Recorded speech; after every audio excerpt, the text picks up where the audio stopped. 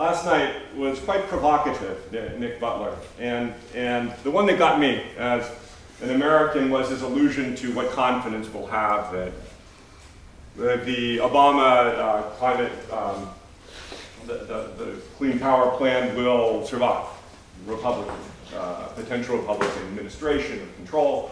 And it got me to thinking about what I was going to talk about today and the fact that there is somebody who volunteered to be Donald Trump's energy secretary. Does anybody know who volunteered to be Donald Trump's energy secretary? And that was Sarah Palin. Because she says she's got lots of that kind of energy stuff in her own state, and so she's well equipped. Well, it turns out that, of course, management of public lands and the leasing thereof is the Department of Interior, but never mind.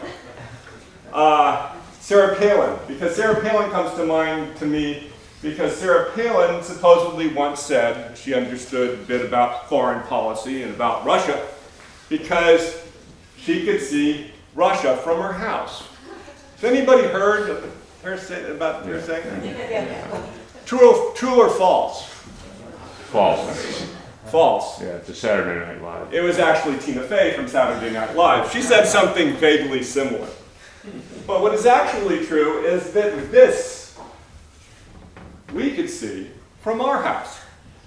That my co-authors of the paper that I'll be talking about, the Erickson and Kevin Tempest, looking out our SCI office window, could see that for several months. Does anybody know what that is? The Polar Pioneer. This is the drilling rig that headed to the Arctic. And then you have a collection of the kayaktivists. We couldn't actually see this part of Elliott Bay in Seattle, where our office is, from there. But earlier in the year, it sat out in the middle of the bay, straight out the window from our office. So we could see this question of lock-in or stranded assets right from our window. And that wasn't Tina Fey. And so I'm going to talk a little bit about the risks of investment in new fossil fuel infrastructure. I'm going to look at it from a lock-in perspective. Now, it's somewhat of a provocative question. Stranded assets are carbon lock-in. In a sense, we're looking at the same coin from two sides. We'll talk a little bit more about that. In a sense, the question is the risk. Stranded assets more asks the question, what risk does climate policy and targets pose to new fossil fuel infrastructure investment? Whereas the carbon lock-in question asks, what risk does new fossil fuel infrastructure pose for reaching our climate targets and the effectiveness of our climate policy? And there are some important distinctions. All right, so what I'm going to talk about is in 5 parts.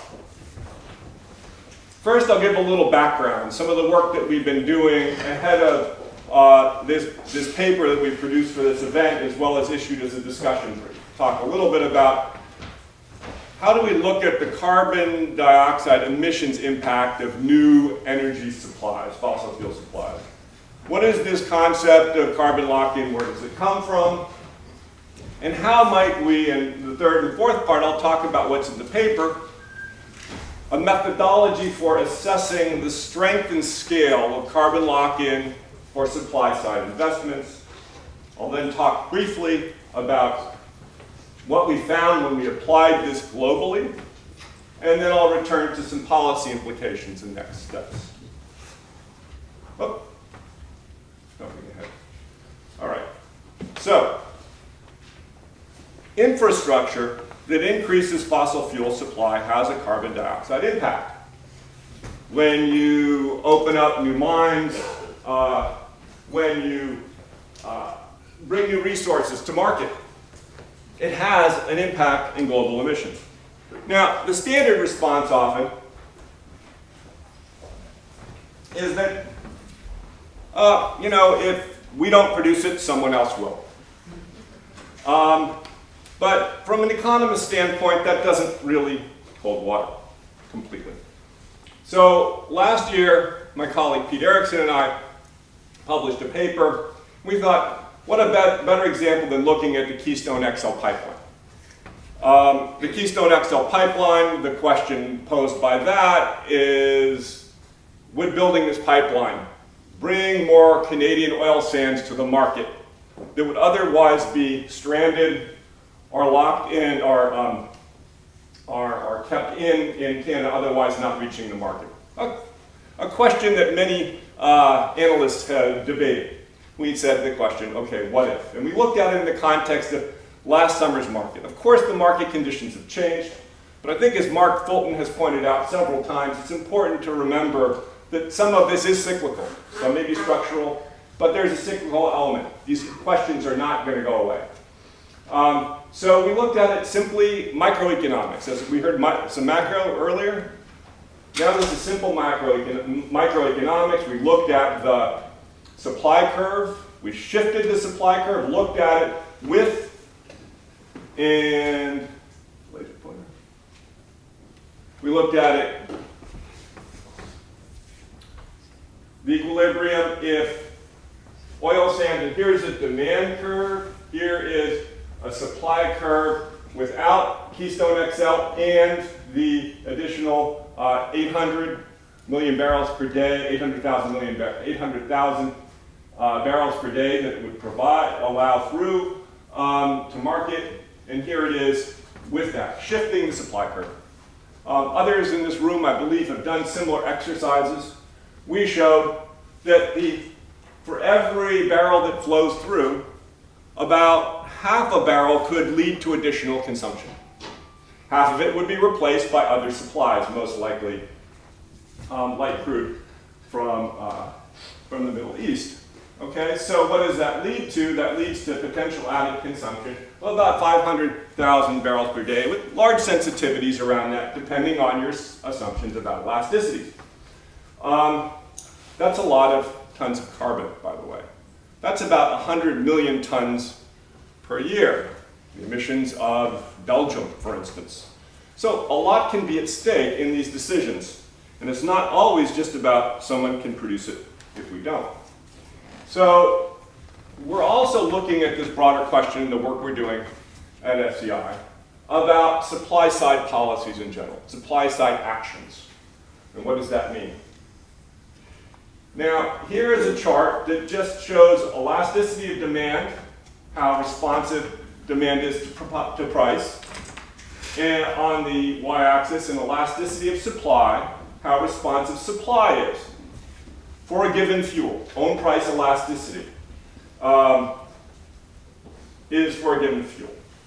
And there is a basic equation that can lead to if the elasticities are roughly the same, which is something that some have found, for instance, for global oil markets. Not just ourselves, but folks at Resources for the Future when they were looking at effects of ending the crude oil export ban in the US.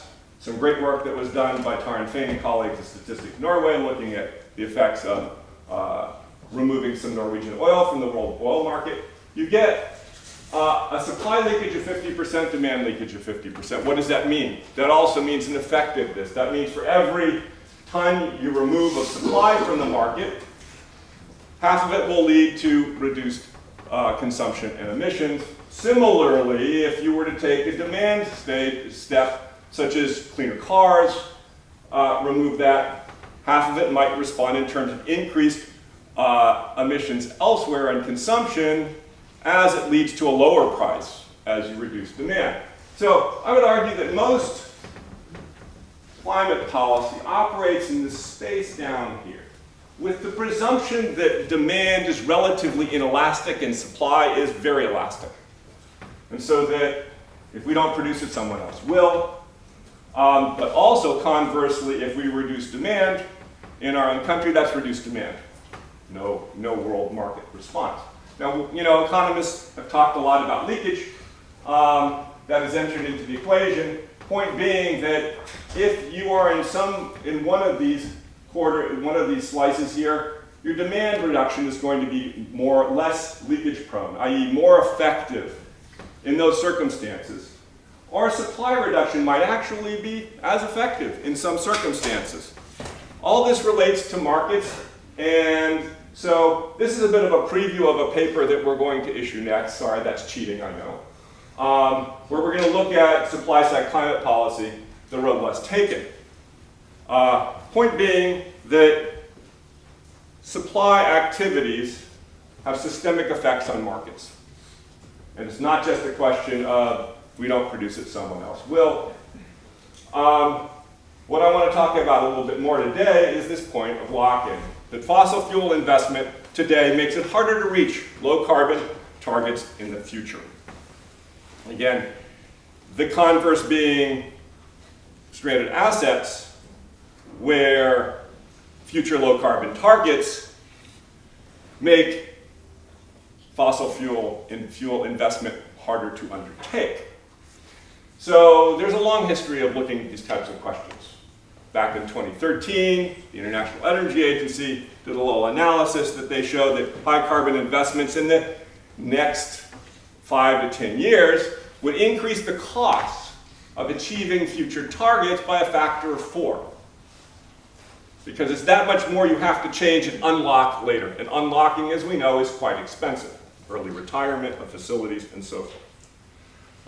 We just heard from Jesse and Tara yesterday about the cost of retiring, Medupi and these large stations soon after they come online. A particular interest is the scale of investment going on in the oil and gas industry, where most of the upstream investment in energy supply goes. We heard yesterday, yes, write-downs this year of $200 billion. It's still a huge investment industry and is not necessarily going to go away overnight. Carbon lock-in. Here is sort of carbon lock-in classic. I think this is the Vattenfall coal plant in Germany that was just commissioned. Folks have typically looked at lock-in from the demand side. Committed emissions. Professor Sokolow and the work he did with Steve Davis on committed emissions. Mostly on the demand side. That's the classic way to look at it. Again, yes, long-lived infrastructure put climate policy and targets at risk. That's at the heart of it. Carbon lock-in has an origin in the literature by seminal work by Greg Unruh, who coined the term. It has many dimensions. It's economic and financial. It becomes more costly, as the IA example noted. It's technical. Because we have all sorts of capacities to support these technologies that exist in society that don't necessarily exist for the new.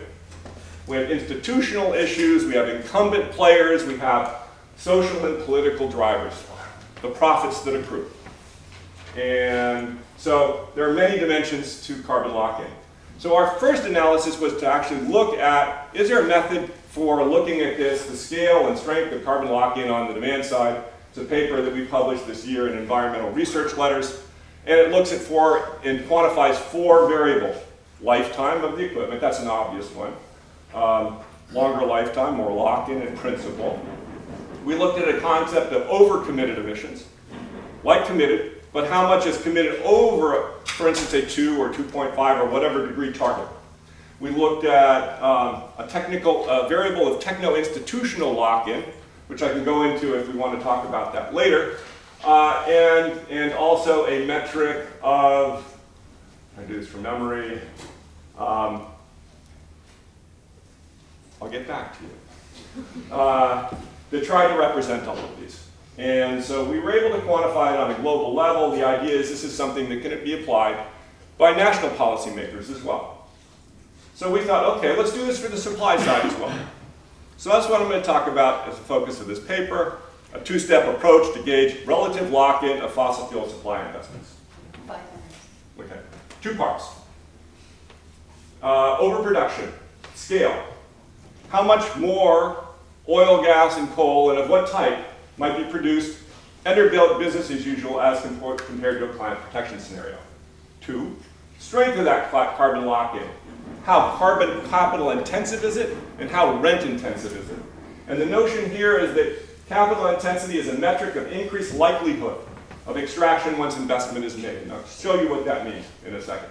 And then rent intensity, the more rent or profits, whether it's profits by the asset owner or government and government take aspect of it, it's all tied together. It's part of that carbon entanglement that a resource creates.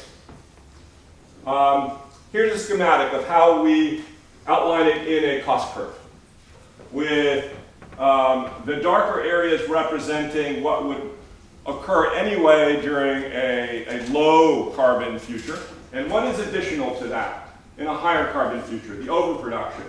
How much of that is operating cost, and the y-axis is cost per unit. How much of that is capital intensity, and how much of that is rent. I'm going to go a little faster here, so I can always circle back if there are questions. We found overall, and this is not rocket science doing this, it's a matter of looking at IEA World Energy Outlook scenarios for 50 versus a new policy scenario. You could use others, using the Rystad database that some of you here and Carbon Tracker has made some innovations in using. What you find is much of what is overproduced is coal on an absolute basis. And within oil and gas, much of that, the higher cost resource, is considerably offshore and not yet producing. And that's important. So what we see here is the strength of lock-in as we plot this out. And we find that oil supply is most prone to carbon lock-in. Perhaps not surprising. It's rent intensive and it's capital intensive. Now, sure, we're looking out to 2030. You could do this for any year. We looked out to 2030 because now is the time when investments are made, like the Polar Pioneer, for example. Production isn't expected from the exploration stage to final production sometimes for a decade or two. So now's the time to think about that. 2030 is what we're talking about in Paris. So you can do this cumulatively as well. Here is the overproduced section. And what you can't see, and what you can see in the paper a little bit more easily, is that if you take this block here is not yet producing offshore. Convention. Surprisingly, tight oil sands don't figure as strongly into this. You find that if you look at it in cost of production in dollars per ton CO2, we're talking a capital intensity of $100 a ton of CO2. We're talking another 50 or so in rent, $150. So if you say climate policy, like Rob Socko was talking yesterday, let's talk about $100 a ton. That's what it takes to send the message. To not do this, at least in a world where their expectation is of $100 per barrel oil. So that's the challenge in a sense. We did it as well for coal, and we did it for gas in the paper, which I'm glad to circulate. We found here it's a little trickier because there is no global market for coal. You know, some fraction of the world does get coastal China, perhaps coastal India, etc. Other parts of the world import a lot in Asia, but much of the overproduction is for domestic use, we find, because not surprisingly we know the cost, all of a sudden this axis drops way down. The cost of production in tons per CO2 is much lower than oil. It's within the reach, and we're already seeing it happen, how susceptible the coal industry is, how susceptible it would be to a significant and coordinated carbon price. I'm going to leave it at that as a teaser, given time, and rush ahead to the policy implications and the next step. So what we're putting forward in this paper is a set of metrics that, if one has the data, and it's become increasingly available, although oftentimes proprietary, you can get a sense of relative lock-in of new supply investments. Could be applied at a national level, be cut at a global level, a method, a tool that others can use. Observations from applying at a national level that scaling down coal production may be within the reach of carbon pricing and financial measures, whereas new unconventional and conventional offshore may pose the greatest lock-in risk in terms of strength. And we need to think about what measures can be taken, because sort of out of the reach of typical carbon pricing, at least if the expectation is a return to oil prices that we've seen in the past. So I'll turn it back questions for you. Where are carbon lock-in and stranded assets perspectives best applied? Stranded assets, we're talking about them here. There's quite an audience in financial markets for this question. Is there that's to be debated, but I think that's where we've seen it be very effective and policymakers find it effective. Carbon lock-in doesn't necessarily take the presumption that climate policy is coming for sure, or strongly. It rather says this is going to make it harder. So how do we combine those and integrate those two perspectives? And then finally, how can policies address lock-in? What policies can avoid that lock-in? Is it reducing producer subsidies? I think Sheila's going to speak a bit about producer subsidies. That's part of the equation. I think others in the room have mentioned the idea of a coal moratorium. There are other ideas out there for supply-side policies that have been promoted, whether it's paying to keep reserves in the ground, which is, we're going to hear more about that again towards Paris, an idea that was around before in the world of carbon markets. Ideas about supply-side cap and trade have been floated. There are other ideas, approaches to use of federal lands. So the question also is, then how does that support and interact with traditional climate policy that's focused on the demand side? And that's an open question. And then finally, how does this raise new equity concerns? It does raise new equity concerns if there's a remaining production space. Who gets to produce it? These are unequally distributed resources, and some parties have used far more than probably their production space. Is that a useful concept? So, get back to me. We'd love to get input, on how we're presenting this, how we're analyzing it on a forthcoming paper. Go ahead and ask me. And then my colleague, Haro Van Asselt. Haro, where are you? There's Haro. Haro and I, 10 seconds. We are organizing a conference on fossil fuel development and climate change mitigation next fall. Let us know if you are interested. We'll be talking about broad questions of supply and climate change mitigation from many disciplines. And thank you. Thanks for your